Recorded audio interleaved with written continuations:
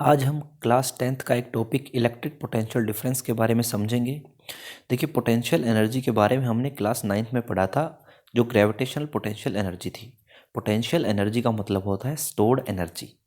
जैसे हमने एक बॉल को अपने हाथ में उठा के रखा है, तो उस बॉल के अंदर एक एनर्जी स्टोर होती है जिसको पोटेंशियल एनर्जी कहते हैं। और अगर मैं उस बॉल को छोड़ देता हूँ तो वो बॉल नीचे की ओर जाएगी और वो मोशन में आ जाएगी। इसका मतलब जो पोटेंशियल एनर्जी है वो काइनेटिक एनर्जी में कन्वर्ट हो जाएगी। कुछ कुछ उसी से रिलेटेड है ये इलेक्ट्रिक पोटेंशियल एनर्जी भी, इलेक्ट्रिक पोटेंशियल डिफरेंस भी, क्योंकि यहाँ पर इलेक्ट्रॉन्स की बात होगी, चार्जेस की बात होगी, इसलिए इसका नाम है इलेक्ट्रिक पोटेंशियल डिफरेंस। आइए समझते हैं। देखिए, कोई कंडक्टिंग वायर जो होता है उसके अंदर बहुत सारे फ्री इलेक्ट्रॉन्स होते हैं। जो यहाँ पर आपको वाइट डॉट से दिख रहे हैं, ये फ्री इलेक्ट्रॉन्स हैं। जो ये फ्री इलेक्ट्रॉन्स हैं वो एक डायरेक्शन में फ्लो करते हैं पोटेंशियल डिफरेंस की वजह से, और जो करंट होता है, जो हम इलेक्ट्रिक करंट बोलते हैं, वो उससे अपोजिट डायरेक्शन में फ्लो करता है। लेकिन क्या ये इलेक्ट्रॉन्स अपने आप बिना किसी फोर्स के फ्लो करते हैं? इसका जवाब है नहीं। हमें कोई ना कोई एक पोटेंशियल डिफरेंस या फिर कोई फोर्स लगाना पड़ेगा, तभी ये जो इलेक्ट्रॉन्स है वो अपनी जगह से मूव करेंगे। वो जो फोर्स है वो हमें सेल या बैटरी से मिलता है और उसको हम पोटेंशियल डिफरेंस या फिर वोल्टेज कहते हैं। आज हम इसको पोटेंशियल डिफरेंस या वोल्टेज को डिटेल से समझेंगे।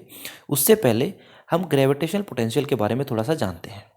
देखिए, मेरे पास दो वाटर टैंक है, टैंक ए और टैंक बी। दोनों के अंदर पानी का लेवल और टैंक बी दोनों सेम लेवल पर हैं, और दोनों के लेवल सेम होने की वजह से उन दोनों के बीच में कोई भी जो प्रेशर डिफरेंस है वो नहीं है। प्रेशर डिफरेंस ना होने से पानी ना तो टैंक ए से टैंक बी की तरफ जाएगा, ना ही टैंक बी से टैंक ए की तरफ जाएगा। वहीं दूसरी ओर अगर मैं दो टैंक लूँ ए और बी, जिसमें टैंक ए में पानी की हाइट ज़्यादा है, टैंक बी में पानी की हाइट कम है, तो यहाँ पर टैंक ए जो है वो हायर पोटेंशियल पर है, मतलब उसकी हाइट ज़्यादा है, तो उसके अंदर एनर्जी भी स्टोर ज़्यादा होगी।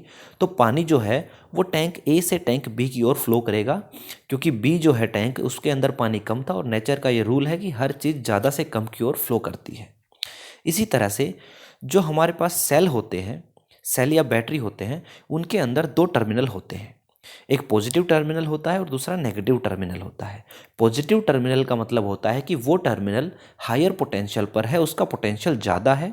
वहीं जो नेगेटिव टर्मिनल है उसका पोटेंशियल कम होता है। और इसका मीनिंग क्या होता है? जो नेगेटिव टर्मिनल है उसमें बहुत सारे इलेक्ट्रॉन्स रहते हैं, और पॉजिटिव टर्मिनल में इलेक्ट्रॉन्स की काफ़ी कमी होती है। तो ये जो इलेक्ट्रॉन्स हैं वो नेगेटिव डायरेक्शन से पॉजिटिव डायरेक्शन की ओर फ्लो करेंगे।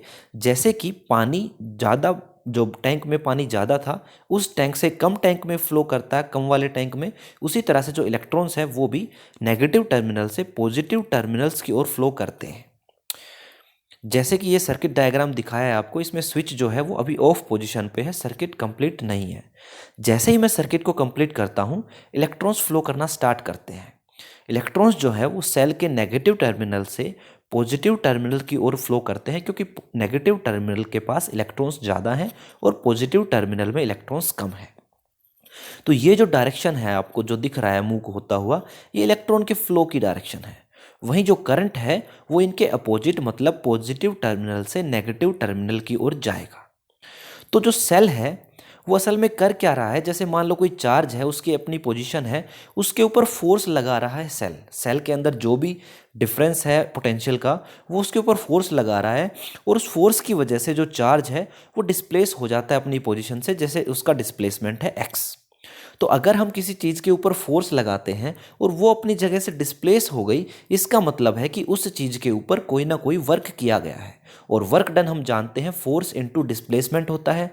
अब इस केस में जब चार्ज को मूव किया जा रहा है, तो ये जो फोर्स है ये कौन लगा रहा है? ये सेल लगा रहा है, या फिर मैं कहूँ कि सेल के बीच में जो पोटेंशियल डिफरेंस है वो पोटेंशियल डिफरेंस ये फोर्स लगा रहा है। तो यहां से हम समझ सकते हैं this work is done by electric potential difference of the cell और बैटरी। अगर सेल के दोनों टर्मिनल के बीच में कोई डिफरेंस नहीं होता, मतलब जो इलेक्ट्रॉन्स की जो संख्या है वो दोनों टर्मिनल में अगर सेम होती, तो इलेक्ट्रॉन्स फ्लो नहीं करते। दोनों के बीच में अगर डिफरेंस नहीं होता तो उनके बीच में कोई भी करंट फ्लो नहीं होता। परंतु सेल के टर्मिनल के बीच में पोटेंशियल का डिफरेंस होता है, या फिर मैं कहूँ कि इलेक्ट्रॉन्स की संख्या का डिफरेंस होता है, उसकी वजह से जो इलेक्ट्रॉन्स है वो फ्लो करते हैं, और इलेक्ट्रॉन्स के फ्लो को ही हम इलेक्ट्रिक करंट भी कहते हैं, या फिर चार्जेस के फ्लो को भी हम इलेक्ट्रिक करंट कहते हैं। सो पोटेंशियल डिफरेंस हम यहाँ से समझ लिया हमने कि पोटेंशियल डिफरेंस जो होता है वो work done per unit charge होता है। मतलब एक चार्ज को अपनी पोजीशन से मूव कराने के लिए, डिस्प्लेस कराने के लिए जितना काम उस पर किया जाता है उसी को पोटेंशियल डिफरेंस कहा जाता है। वर्क डन को हम W से डिनोट करते हैं और चार्ज को Q से डिनोट करते हैं और पोटेंशियल डिफरेंस को हम V से डिनोट करते हैं। तो यहाँ से हमारे पास आया V is equal to W/Q। अब वर्क की यूनिट होती है जूल और चार्ज की यूनिट होती है कूलम।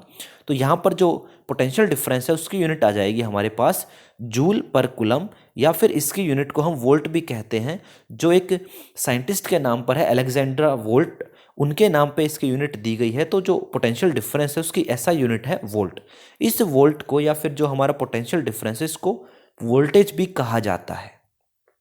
तो बड़ी सिंपल टर्म्स में अगर मैं आपको बताऊं कि पोटेंशियल डिफरेंस क्या होता है, पोटेंशियल डिफरेंस होता है एक चार्ज को मूव कराने में किया गया काम work done in moving a charge या displacing a charge from one position to another position is known as potential difference. और ये पोटेंशियल डिफरेंस हमें सेल या बैटरी से मिलता है, क्योंकि सेल या बैटरी के जो टर्मिनल्स होते हैं, दो टर्मिनल, एक पॉजिटिव एक नेगेटिव, उनके बीच में पोटेंशियल का डिफरेंस होता है। पोटेंशियल के डिफरेंस का मतलब ये होता है कि उनके बीच में जो इलेक्ट्रॉन्स होते हैं, नेगेटिव टर्मिनल के पास ज़्यादा इलेक्ट्रॉन होते हैं और पॉजिटिव टर्मिनल के पास कम इलेक्ट्रॉन्स होते हैं, जिसकी वजह से वो ज़्यादा से कम की ओर मूव करता है और करंट की डायरेक्शन हमेशा इलेक्ट्रॉन्स की डायरेक्शन के अपोजिट होती है। मुझे उम्मीद है कि आपको इलेक्ट्रिक पोटेंशियल डिफरेंस का कॉन्सेप्ट समझ में आया होगा। वीडियो को लास्ट तक देखने के लिए थैंक यू।